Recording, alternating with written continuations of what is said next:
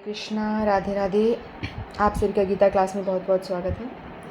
ओम अज्ञानतिमिरन्धस्य ज्ञानाञ्जनशलाकया चक्षुर्निमित्तं येन तस्मै श्रीगुरुवे नमः।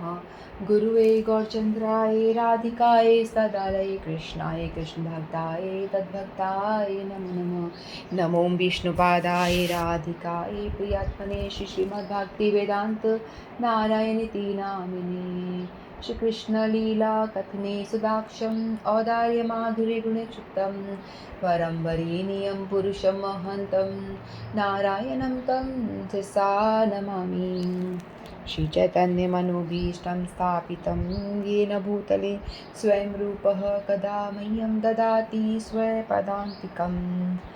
आजानुलम्बितभुजो कनकावृतातो सङ्कीर्तनकपित्रो कमलायताक्षो विशम्भरो द्विजवरो युगधरं पालो वन्दे जगत्प्रियकरो करुणावतारो। नमो महावदन्याय कृष्णप्रेमप्रदायते कृष्णाय कृष्णचैतन्यनाम्ने गौरत्विषे नमः। हे कृष्ण करुणा सिंधो दीनबंधो जगत्पते गोपेश गोपिका कांत श्री राधा कांत नमस्तुते। तत्कांचन गौरांगी राधे वृंदावनेश्वरी वृषभानुसुतदेवी प्रणमामि हरिप्रिये। नीलाचल निवासाय नित्याय परमात्मने बलभद्र सुभद्राभ्यां जगन्नाथाय ते नमः। जय श्री कृष्ण चैतन्य प्रभु नित्यानंद श्री अद्वैत गदाधर शिवासादि गौर भक्त वृंद। हरे कृष्णा कृष्ण कृष्णा हरे हरे, हरे राम राम राम हरे हरे। हरे कृष्णा कृष्ण कृष्णा हरे हरे, हरे राम राम राम हरे हरे। जय जय श्री राधे।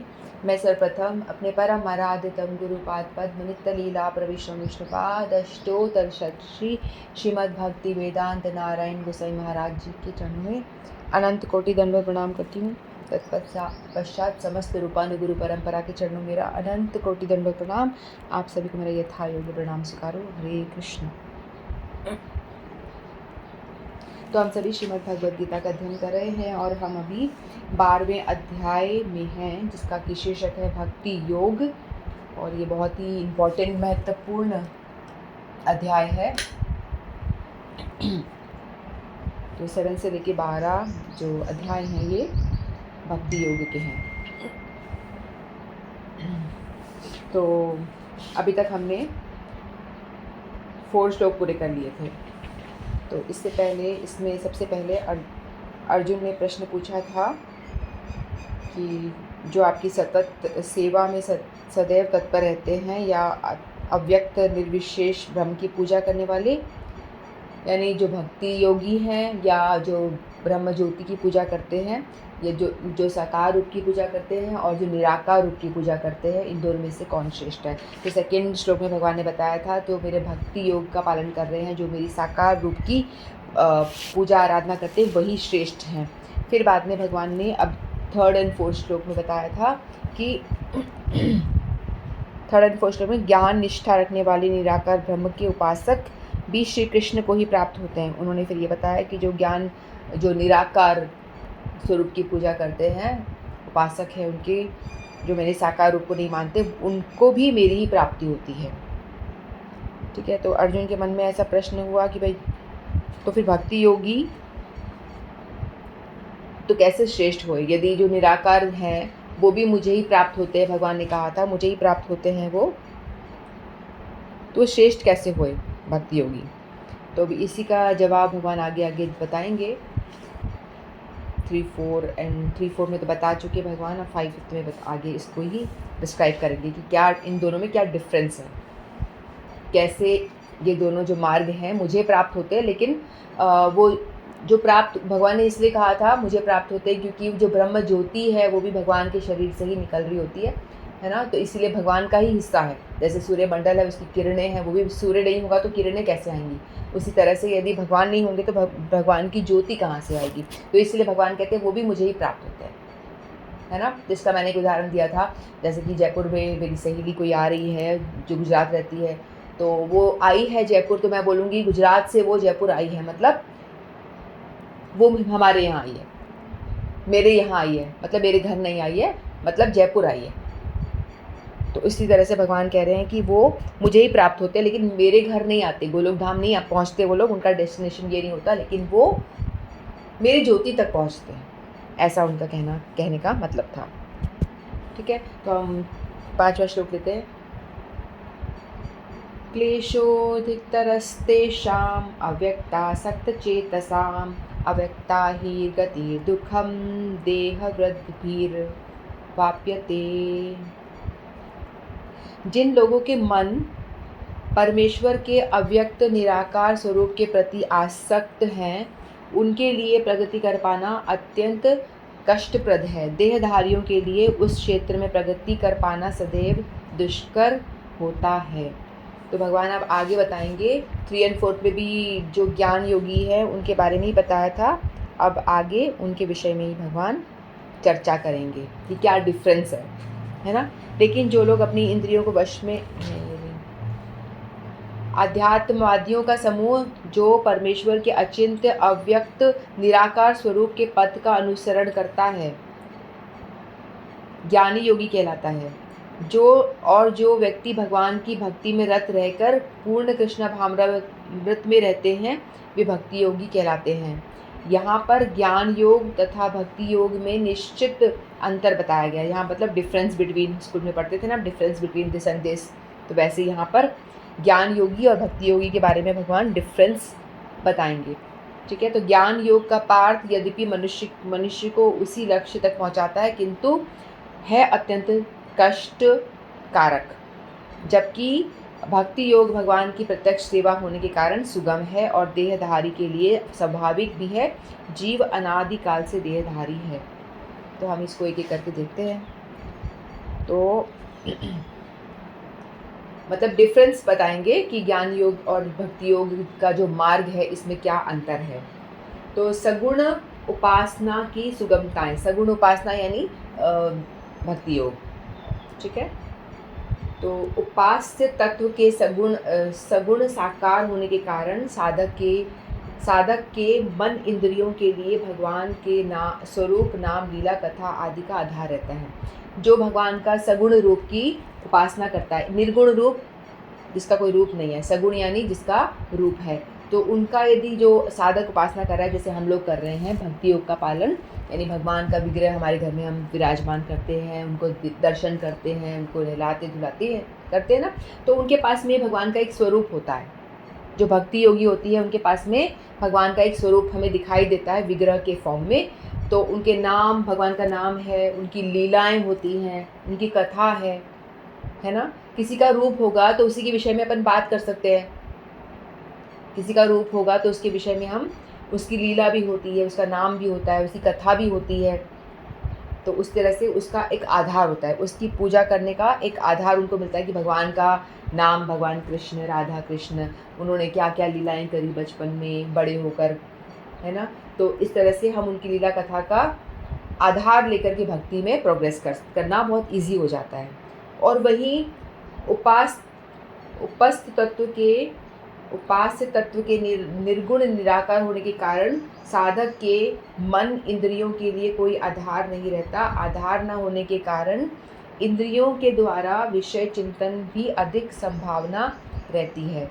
अब ये लोग जो है ज्ञान योगी हैं, वो लोग, उनके पास कुछ विग्रह तो होता नहीं है ना, तो उनके पास में स्वरूप नाम लीला कथा इनका सहारा नहीं होता, क्योंकि वो लोग चिंतन क्या करते हैं, शुष्क चिंतन होता है, बैठ जाना है, ज्योति का चिंतन। अब ज्योति का क्या चिंतन करोगे? चिंतन तो आप उससे कर सकते हो ना, जिसको कोई व्यक्ति है जिसको आपने देखा है, उसका चिंतन किया जा सकता है। जैसे मैंने आपको एक दिन बताया था कि आपको मैं बोलूँ आप लंदन गए ही नहीं हो और आप उसका चिंतन करो, तो क्या चिंतन करोगे? या तो आपने वीडियोस देखी हो, यूट्यूब पे देखा हो, कुछ ना कुछ देखा होगा, तो ये उसका चिंतन हो सकता है। लेकिन जिस चीज़ को हमने देखा ही नहीं है, जिस शहर को हमने देखा ही नहीं, जहाँ हम गए ही नहीं है, तो उसके हम क्या चिंतन करेंगे? कर नहीं पाएंगे। दुबई का बोलो मैं कर लूँगी कि मैं जहाँ जा कर आई हूँ उस चीज़ का चिंतन मैं कर सकती हूँ। जिस चीज़ को हमने देखा है उसका चिंतन किया जा सकता है, जिसको हमने देखा ही नहीं है उसका चिंतन करना असंभव है। तो इसीलिए इनके लिए बड़ा मुश्किल है कि वो चिंतन भी करना है, उनको बैठ जाना ध्यान में, लेकिन क्या चिंतन करें। तो उसको ये भी समझ में नहीं आता, लेकिन वो ज्योति शब्द चिंतन करते रहते हैं। तो ये बहुत डिफ़िकल्ट यानी कष्टप्रद ये मार्ग है ना, इसमें बहुत क्लेश है, यानी बहुत डिफ़िकल्ट मार्ग है। ठीक है, फिर आसक्ति को दूर करने के लिए भगवान के ही आश्रय रहता है। बिल्ली का बच्चा जैसे माँ पर निर्भर करता है, वैसे ही साधक भी भगवान पर निर्भर करता है, भगवान भी उसका संभाल करते हैं। फिर निर्गुण उपासक की कठिनाई क्या होती है, तो आसक्ति को दूर करने के लिए विवेक के ही आश्रित रहता है। बंदर का बच्चा जैसे अपने बल पर निर्भर होता है, अपनी माँ को पकड़े रहता है और अपनी पकड़ से ही रक्षा करता है। तो यहाँ पे उदाहरण बताया हुआ है कि बिल्ली के बच्चे का और बंदर के बच्चे का एग्जाम्पल। ठीक है, जो हमने देखा है ना कि जो बिल्ली का बच्चा होता है उसको माँ जो होती है अपने मुंह में जबड़े में दबा के लेके जाती है। सबने देखा होगा बिल्ली को माँ कैसे उठाती है, बिल्ली के बच्चे को वो जबड़े में उठा के लेके जाती है। तो भक्त का हाल भी बिल्ली के बच्चे की तरह ही है। तो भक्त को ज़्यादा प्रयास नहीं करना होता है। भक्ति मार्ग के अंदर ऐसा नहीं है कि आपको बहुत ज़्यादा ज्ञान होना चाहिए, आपने बहुत सारे वेदों का अध्ययन किया हुआ है, तपस्याएं करी हुई है, उसके बाद ही आप भक्ति कर सकते हो। नहीं, भक्ति मार्ग बहुत सरल है। इसमें कोई अनपढ़ भी है और कोई छोटा सा बच्चा भी है, कोई भी भक्ति मार्ग का पालन कर सकता है। इसमें कोई योग्यता नहीं चाहिए। ऐसा नहीं है कि आपको बहुत वेदों का अध्ययन करना होगा तो ही आप, भगवद गीता आपको आती है तो ही आप भक्ति कर सकते हो, ऐसा नहीं।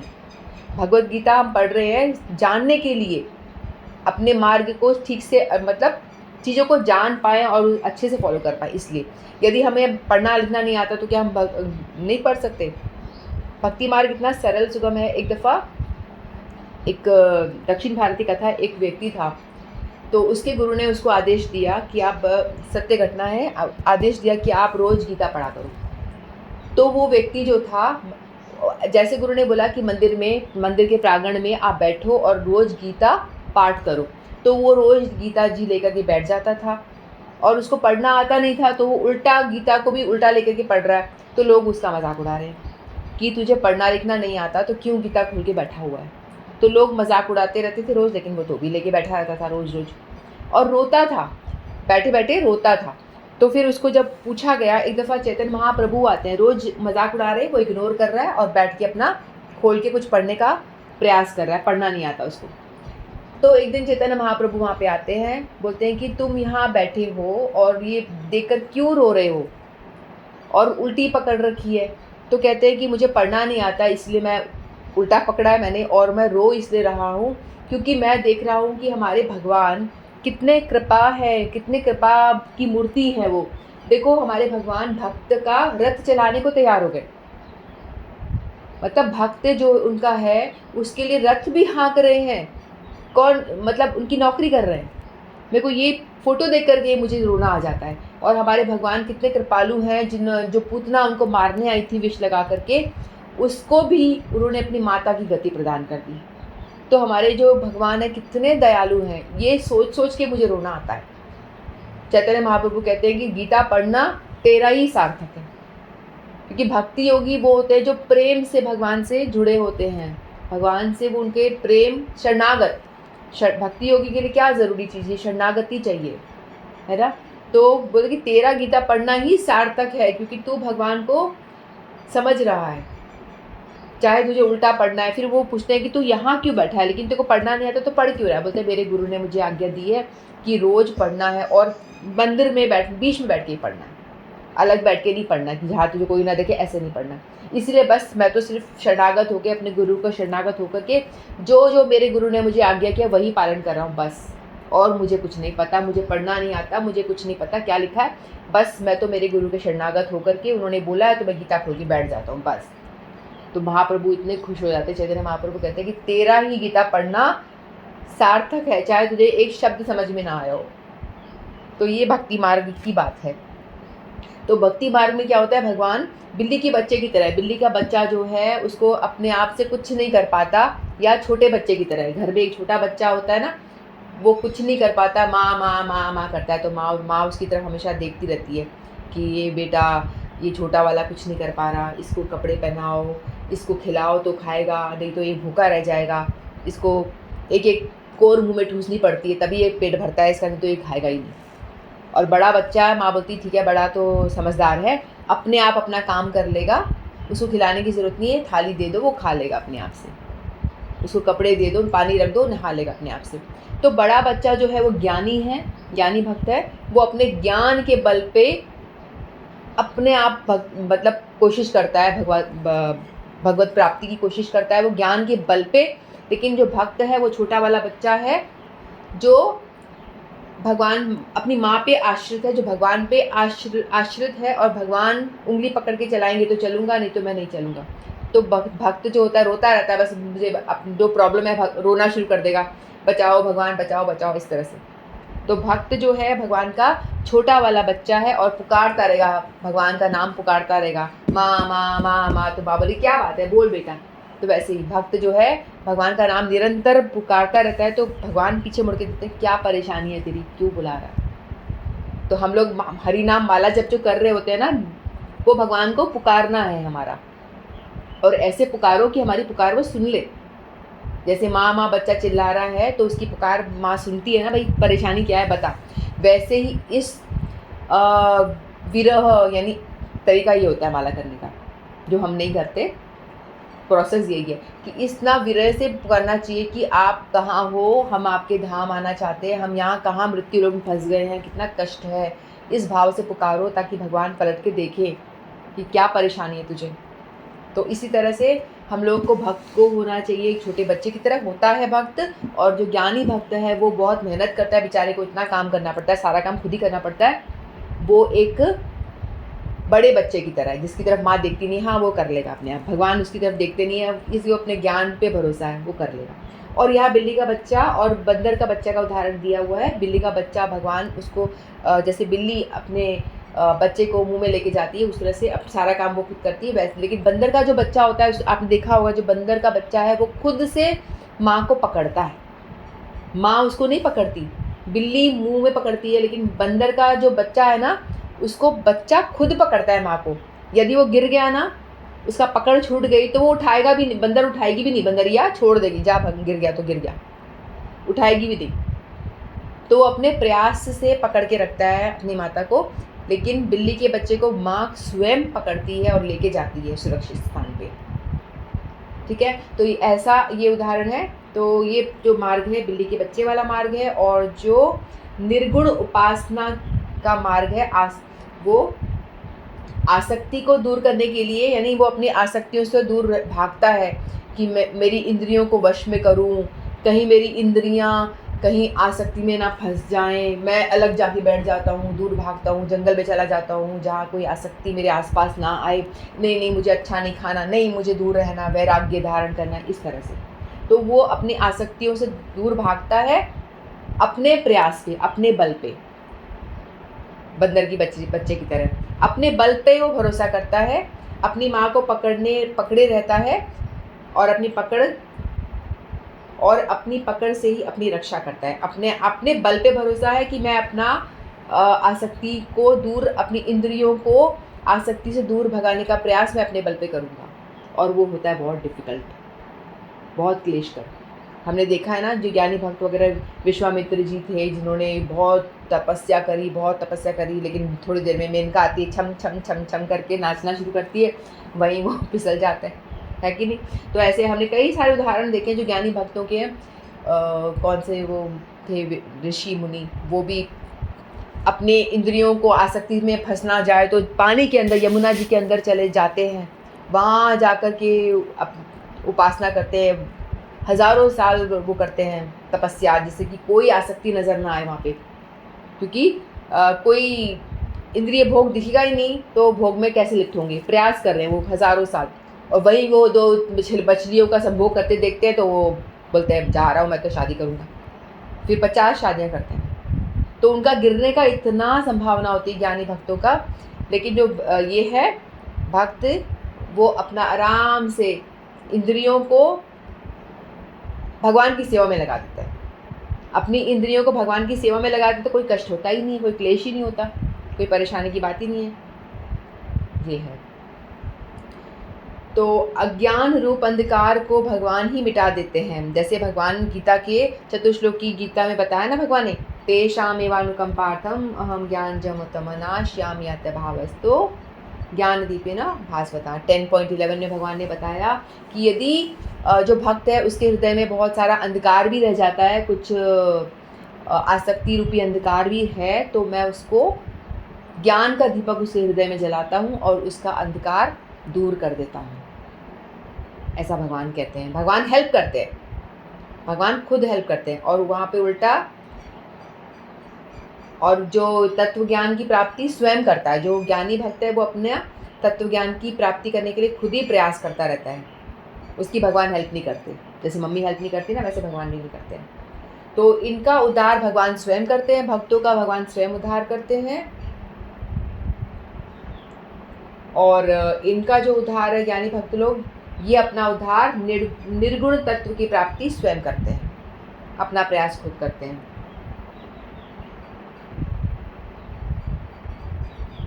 फिर ऐसे उपासकों में यदि कोई सूक्ष्म दोष रह जाता है तो भगवान पर निर्भर होता है। सर्वज्ञ भगवान कृपा करके इनको दूर कर देते हैं। कोई दोष भी दिखाई देता है, होता है ना कि लोगों में दोष तो होते ही हैं बहुत सारे।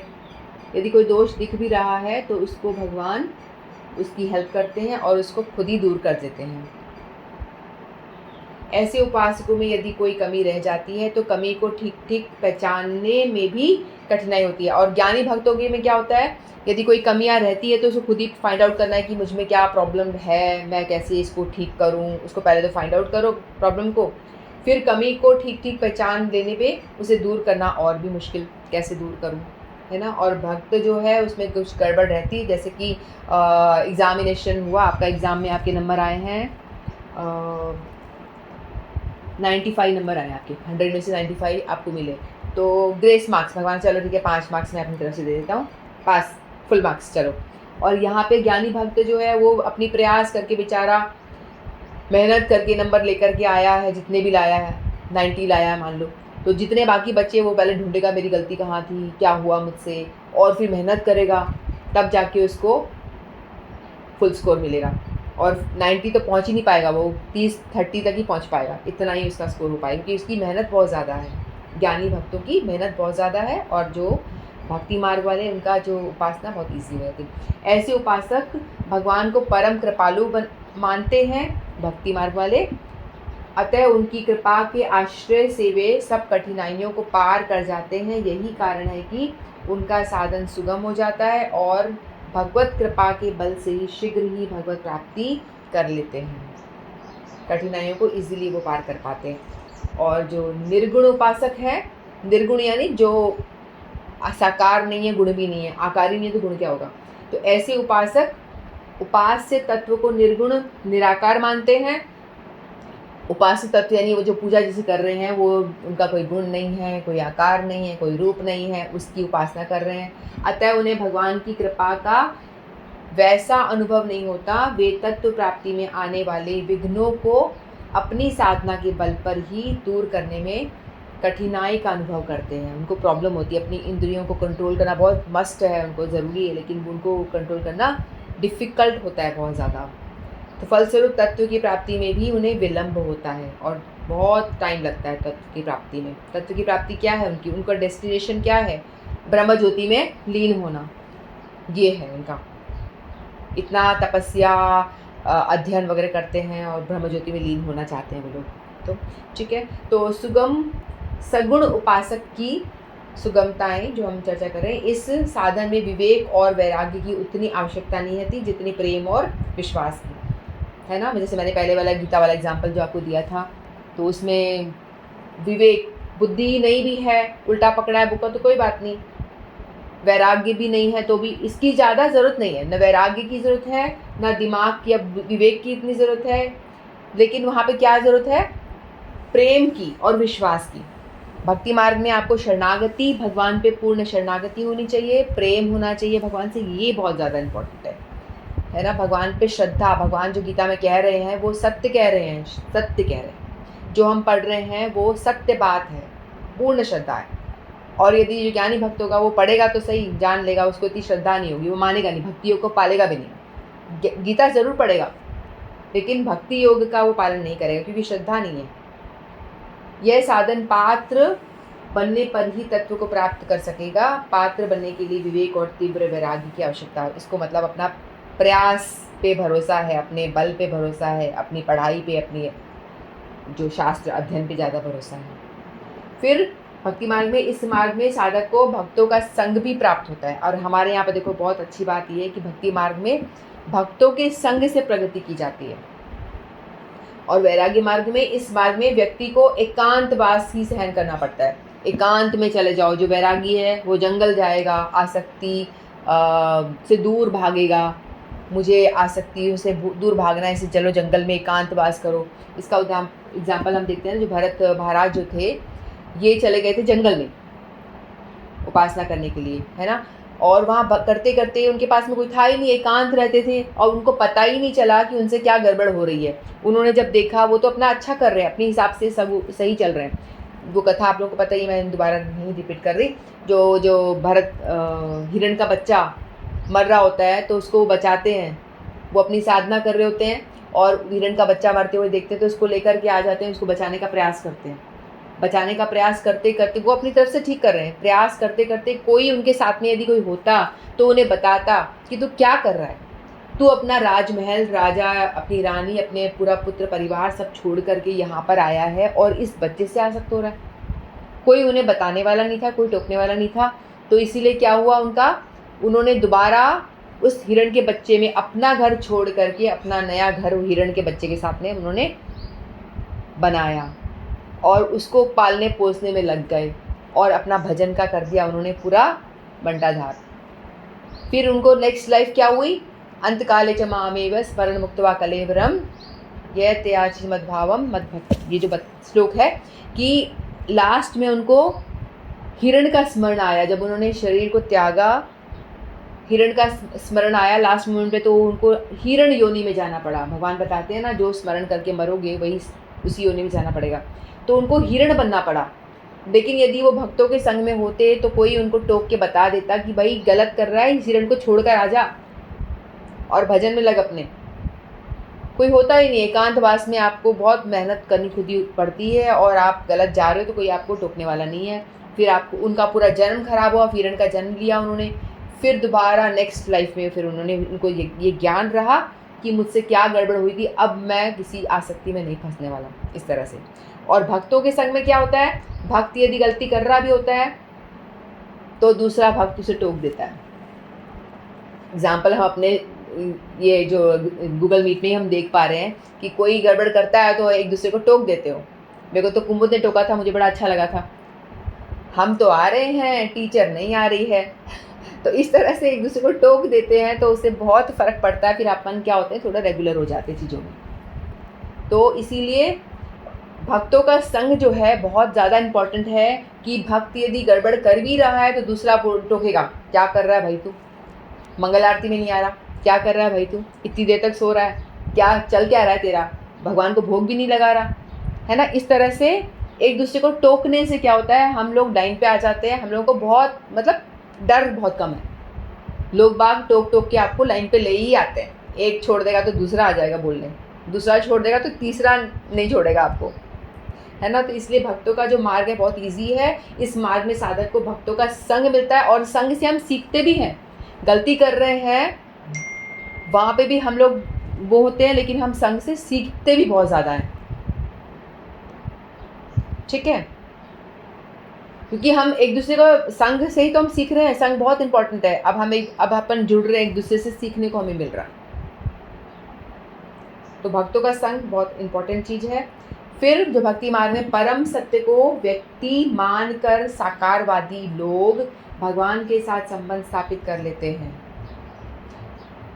और यहाँ पे परम सत्य को निराकार मान के निराकारवादी लोग परम सत्य के साथ अपना कोई भी संबंध स्थापित नहीं कर सकते। अब हम लोग तो क्या करते हैं, भक्ति मार्ग वाले भगवान के साथ कोई ना कोई रिश्ता जोड़ लेते हैं। भगवान मेरे पुत्र, भगवान मेरे प्रेमी, भगवान मेरे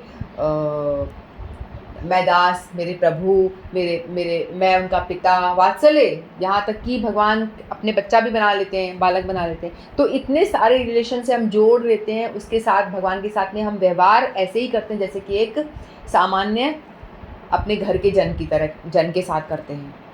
तो वो हमारी भक्ति कितनी सिंपल हो जाती है, कुछ एक्स्ट्रा करना ही नहीं होता। हमारे घर में 4 लोग हैं, चलो एक जने को और जोड़ दिया, वो भगवान के रूप में एक जने को और जोड़ दिया, हो गई हमारी भक्ति। जो हम अपने बच्चे के लिए कर रहे हैं, खिला रहे हैं, चलो उन्हें भी खिला दो। अपने बच्चे को नहलाना है, बस पहले उनका कर दो, पहले उन्हें नहला दो, फिर अपने बच्चे को नहला दो। मतलब कुछ भी एक्स्ट्रा नहीं करना है, बस जो आप अपनी फैमिली के लिए कर रहे हो, जो फैमिली के लिए बना रहे हो, खिला रहे हो, वही चीज़ पहले भगवान को खिला दो, पिला दो। एक व्यवहारिक संबंध हो जाता है, तो ये भक्ति करना बहुत ईजी हो जाता है। और यहाँ पे इनके पास कोई है ही नहीं, निराकार, कोई स्वरूप ही नहीं है। किसका ध्यान करें, किसकी बात करें, किसके बारे में, व्यवहार तो कुछ होगा ही नहीं, सेवा तो कुछ होगी ही नहीं ना। सेवा तो करनी ही नहीं इन लोगों को, निराकारवादियों को। सेवा करनी होती तो विग्रह रखते, उन पे श्रद्धा है नहीं, इनको बस ब्रह्म ज्योति पे विश्वास है। अब ब्रह्म ज्योति, उनको ये भी नहीं पता कि भाई ब्रह्म ज्योति भगवान के शरीर से ही तो आ रही है। तो इनका जो मार्ग है बहुत कठिन, बहुत क्लेश वाला हो जाता है। फिर न तद्भास्यते न सूर्यो, ये जो भगवत गीता में 15वें अध्याय में 15.6 जो हमने पढ़ा नहीं है अभी, लेकिन उसमें एक श्लोक आता है, उसमें बताते हैं न तद्भास्यते सूर्यो न शशांको न पावक यत् गत्वा न निवर्तन्ते तद्धाम परमम मम। कहते हैं कि मेरे धाम यदि कोई आता है उसको वापस लौट कर नहीं आना पड़ता। भगवान यहाँ पे कन्फर्मेशन देते हैं, जो मेरी पूजा करेगा, मेरी आराधना करेगा, मुझसे जुड़ेगा, मेरा शरणागत होगा, मुझसे प्रेम करेगा, वो मेरे धाम निश्चित तौर पे आएगा। जो हर रोज़ भगवत गीता सुनेगा, हर रोज़ भागवत पढ़ेगा, हर डेली नियम से पढ़ेगा, वो भी मेरे धाम, ये ऐसा प्रभुपाद जी कहते थे, वो ज़रूर मेरे धाम आएगा। जो निरंतर पाठ कर रहा है गीता भागवत का, इतना टाइम भगवान का स्मरण कर रहा है, तो वो उसको भी भगवान के कंसिडर नहीं करेंगे। हमारा प्रयास क्या निरर्थक जाएगा, व्यस्त जाएगा? बिल्कुल भी नहीं जाएगा। हम भगवान की चर्चा कर रहे हैं, तो हमारा भी ऐसा हम मानने में क्या जाता है, हम मान सकते हैं कि हम लोग भी भगवत धाम अवश्य जाएंगे। और वो भगवान का धाम ऐसा है जहाँ से लौट कर वापस नहीं आना पड़ता। और वो भगवान का धाम ऐसा है जिसको कि ना सूरज की रोशनी प्रकाशित करती है, ना चंद्रमा की रोशनी प्रकाशित करती है। वो भगवान का धाम जो नित्य अपने आप से प्रकाशित है, और वहाँ जाकर वापस किसी को लौट के आना नहीं पड़ता। वो भगवान की सानिध्य में ही रहता है, भगवान के साथ आनंद करता है।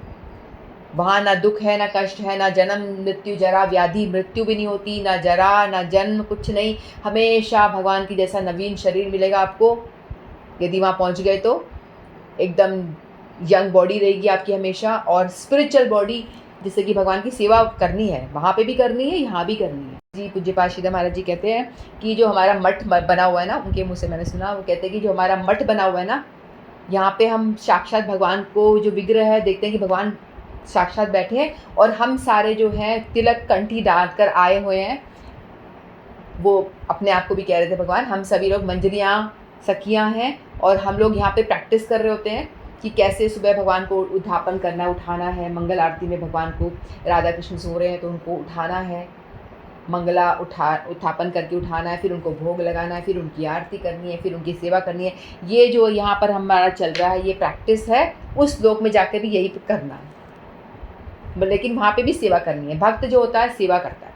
तो यहाँ पे प्रैक्टिस करते करते फिर वहाँ जाएंगे, पता भी नहीं चलेगा कब मर गए, कब शरीर छूट गया, और कब हम उस धाम में पहुँच गए। स्पिरिचुअल बॉडी मिलेगी, और उसके साथ में हमको यही चीज़ें वहाँ पे भी करनी है। वहाँ पे एक दिव्य बॉडी मिलेगी, मंजरी स्वरूप मिलता है, ऐसा मैंने महाराज जी के मुख से सुना है।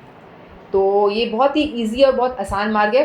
खेल खेल में पता भी नहीं चलेगा और कब आप चले जाओगे। लेकिन ये वैरागी मार्ग है, ये बहुत दुष्कर है, बहुत मुश्किल, बहुत कष्ट भोगना पड़ेगा इसमें। इतना मेहनत क्या, ज्ञान वैराग्य तपस्या वेदा अध्ययन ये सब करो, उसके बाद ही तुम ज्ञान मार्ग में चल सकते हो। हर कोई चल नहीं सकता। और जबकि यहाँ पे जो भक्ति मार्ग में गजेंद्र ने भगवान को पुकारा, गजेंद्र कथा आपने सुनी हो तो, गजेंद्र और ग्राह दोनों युद्ध कर रहे होते हैं, आप लोगों ने सुनी हो तो। दोनों का हज़ारों हज़ारों वर्ष युद्ध चलता है। युद्ध चलने के बाद में जो गजेंद्र है वो पिछले किसी जन्म में कोई उसने भक्ति की थी तो उसकी बनी हुई थी। एज इट इज़ भक्ति का नाश नहीं होता ना, चाहे तुम कोई पशु का शरीर भी मिल जाए किसी कारणवश, तो तुम्हारा भक्ति का कभी नाश नहीं होता, वो तो बनी रहती है। तो वो काफ़ी पहले तो अपने बल से युद्ध करता रहा, ग्राह से मगरमच्छ पकड़ लेता है, छोड़ता ही नहीं है। तो फिर खूब युद्ध होता है उनके हज़ारों हज़ारों वर्ष में। फिर वो कहता है कि हे नाथ, मैं तेरे शरणागत, एक कमल सरोवर से निकाल के भगवान को ऑफर कर देता है। तुरंत भगवान आ जाते हैं उसको बचाने के लिए, तुरंत भगवान प्रकट हो जाते हैं उसे बचाने के लिए। तो हाथी भी भगवान भक्ति कर सकता है ना। और शबरी, वो कौन सी पढ़ी लिखी थी, वो भक्ति कर पा रही थी। सुदामा जी, वो तो अमीर नहीं थे, अमीर होना भी ज़रूरी, मतलब इतने उदाहरण हैं। इसके लिए कोई पात्रता नहीं चाहिए, सिर्फ शरणागति और प्रेमा भक्ति, दो चीज़ चाहिए।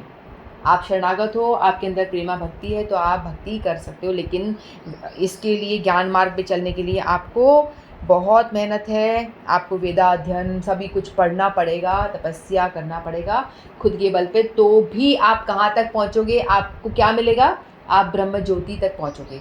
ब्रह्म ज्योति में क्या है, वहाँ आप काफ़ी टाइम से रह सकते हो।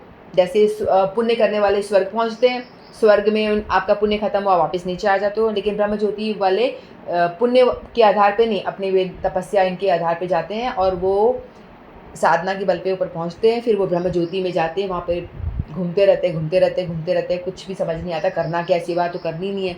सेवा करने के लिए गोलोक धाम जाना पड़ता है, वो और सबसे हाईएस्ट डेस्टिनेशन है, वहाँ तक पहुँचते हैं। तो यहाँ पे घूमते घूमते फिर कब तक घूमोगे, घूमते रहो, फिर इतना थक जाओगे। जैसे कि आपको एक कमरा है, वाइट वॉल्स हैं उसकी, पूरा कमरे में आपको डाल दिया उसके अंदर, और आप भी घूमे जा रहे हो, उसमें पड़े हुए हो। लेकिन कब तक पड़े रहोगे, बोलोगे ना आप तो निकालो, मुझे बाहर कुछ करने को एक्टिविटी ही नहीं है।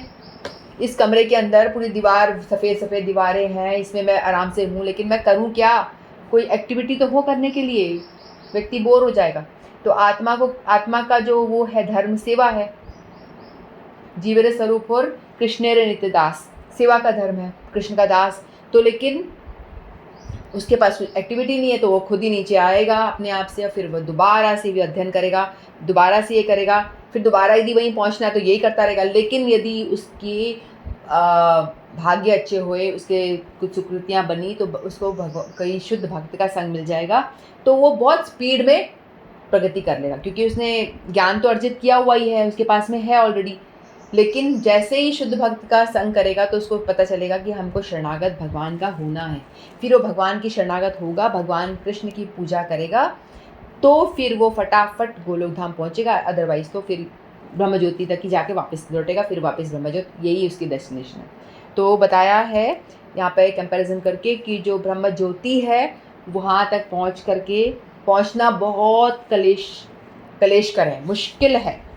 लेकिन भक्ति मार्ग बहुत सुगम, बहुत आसान, बहुत ईजी है। एक सामान्य व्यक्ति के लिए भी सुगम नहीं होता भक्ति मार्ग। तो कृष्ण भावनावत में भक्तिरत मनुष्य मात्र गुरु के पथ प्रदर्शन द्वारा, मात्र अर्च विग्रह के नियमित नमस्कार द्वारा, मात्र भगवान की महिमा के श्रवण द्वारा तथा मात्र भगवान पर चढ़ाए गए उच्चिष्ट भोजन को खाने से भगवान की सरलता से समझ लेता है। इतना ही करना है तो भक्ति मार्ग आपका आराम से हो जाता है। इसमें तनिक भी संदेह नहीं है कि निर्विशेषवादी व्यर्थ ही कष्ट कारक पद को ग्रहण करते हैं। पता नहीं क्यों ग्रहण करते हैं, व्यर्थ करते हैं, कोई मतलब नहीं है। इससे अंततः परम सत्य का साक्षात्कार स्निग्ध बना रहता है। तो इस मार्ग पे चलोगे ना, ये रास्ते हैं, इस मार्ग पे चलोगे तो भगवान को पहचान कभी पाओगे ही नहीं, जब तक कि भगवान का संग नहीं मिलेगा। तो यदि कोई ब्रह्म क्या है क्या नहीं है, इसी को समझने का कष्ट आजीवन उठाता रहता है, तो इसका परिणाम अत्यंत कष्टकारक होता है। अतएव यहाँ पर यह उपदेश दिया गया है कि आत्म साक्षात्कार के इस कष्टप्रद मार्ग को ग्रहण नहीं करना चाहिए, क्योंकि अंतिम फल अनिश्चित रहता है। तो हम लोगों को भी ये समझ में आ रहा है ना कि भगवान हमें बता रहे हैं कि हमें कौन सा मार्ग चुनना है। हम लोगों को भी ये ज्ञान मार्ग, जो ब्रह्म ज्योति पाने के लिए नहीं प्रयास करना है, ज्ञान मार्ग में मत जाओ, ये भी भगवान का ही अंश है, लेकिन आपको यदि भगवत प्राप्ति करनी है, गोलोक धाम जाना है जहाँ से लौट के वापस नहीं आना, तो भक्ति मार्ग को ही चुनो। ठीक है, तो हमें ये चीज़ हमारी स्पष्ट हुई। तो हमारा आज के 2 श्लोक, आज हमने एक ही श्लोक लिया, 5th। वांछा कल्पतरुभ्यश्च कृपा सिंधुभ्यैव च पतितानां पावनेभ्यो वैष्णवेभ्यो नमो नमः। श्रीमद्भगवद्गीता की जय। आप सभी को हरे कृष्णा।